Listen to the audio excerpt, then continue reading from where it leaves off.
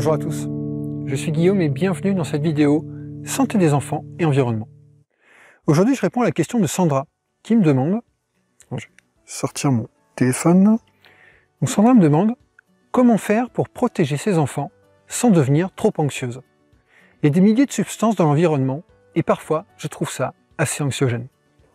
Donc là j'imagine que tu t'adresses plutôt aux parents plus qu'à la personne qui fait des expertises en santé environnementale. Donc je vais te donner quelques éléments de réponse assez personnels à cette question qui est très bonne parce qu'elle me semble qu'elle s'impose à nous à partir du moment où on décide de ne pas détourner le regard. Bon, déjà c'est important pour moi de rappeler que angoisser les gens, c'est pas l'objectif des chercheurs et des experts. À mon sens, pour la grande majorité d'entre eux, leur travail c'est avant tout d'apporter des éléments de connaissance afin de mieux comprendre une situation et d'aider à résoudre les problèmes existants. Quand quelqu'un souffre d'un trouble, qui se rend chez son médecin et que son médecin lui donne les premiers éléments d'explication, la plupart des gens considèrent qu'il s'agit des premiers pas vers la guérison. Et je crois que c'est aussi dans cette disposition d'esprit qu'il faut essayer de se placer en santé environnementale. Dans cette logique, je me souviens d'une conférence où André Scollella avait un peu pris à contre-pied son auditoire. Il avait dit « Ne vous y trompez pas, je viens vous annoncer des bonnes nouvelles ». Quand une étude sur des souris trouve qu'un médicament réduit le risque de diabète, d'obésité, de troubles du comportement et de la reproduction, sans effet secondaire, on se réjouit.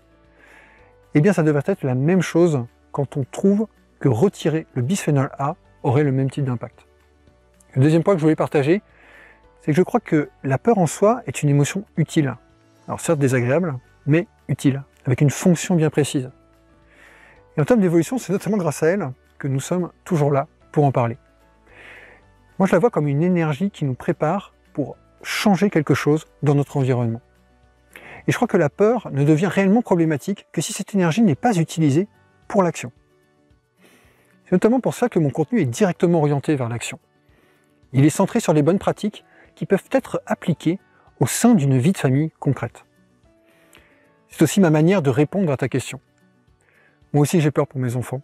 Et ma manière principale de le gérer, c'est une approche assez stoïcienne au fond. J'essaye de faire la différence entre ce qui dépend de moi et ce qui ne dépend pas de moi.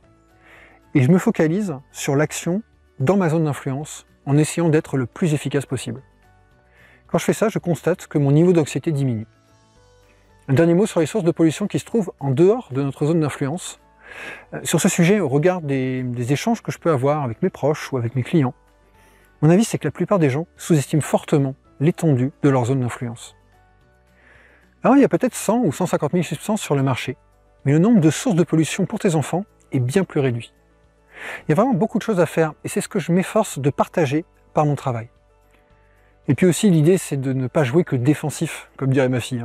On peut aussi jouer offensif en santé environnementale. On peut travailler sur notre environnement pour qu'il nous rende plus forts, plus robustes et plus antifragiles.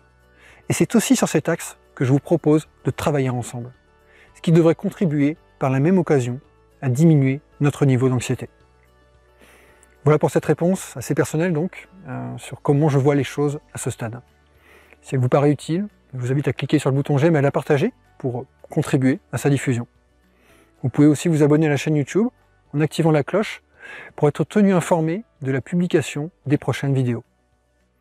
En complément, vous êtes libre de recevoir mon guide offert pour accompagner vos premiers pas en santé environnementale pour parents. Je mets le lien dans la description. En attendant, je vous invite à faire partie des parents verts et prudents, des parents qui visent des environnements favorisant la santé. À bientôt.